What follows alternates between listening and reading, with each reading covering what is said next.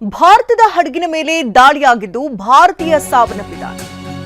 ಕಪ್ಪು ಸಮುದ್ರದ ಮೂಲಕ ಸಾಗ್ತಾ ಇದ್ದ ವಾಣಿಜ್ಯ ಹಡಗು ಅದೃಷ್ಟವಶಾತ್ ಮತ್ತಿಬ್ಬರು ಭಾರತೀಯರು ಸೇಫ್ ಆಗಿದ್ದಾರೆ. ಇದರಲ್ಲಿ ಭಾರತದ ಹಡಗಿನ ದಾಳಿ ಬಗ್ಗೆ ನಿಗೂಢವಾಗಿದೆ. ಎಂವಿ ಒಮೋರ್ಫಿ ಹೆಸರಿನ ಹಡಗಿನ ಮೇಲೆ ದಾಳಿಯಾಗಿದ್ದು ಜುಲೈ 18ನೇ ತಾರೀಕಿನಂದು ನಡೆದಂತ ದಾಳಿ ತಡವಾಗಿ ಬೆಳಕಿಗೆ ಬಂದಿದೆ. ಕಪ್ಪು ಸಮುದ್ರದಲ್ಲಿರುವಂತಹ ರಷ್ಯಾದ ಪ್ರಾದೇಶಿಕ ಜಲಗಡಿಯದು. ಹಡಗಿನಲ್ಲಿದ್ದಂತಹ 10 ಸಿಬ್ಬಂದಿಗಳಲ್ಲಿ 3 ಭಾರತೀಯರಿದ್ರು ಅಂತ ಹೇಳಲಾಗ್ತದೆ.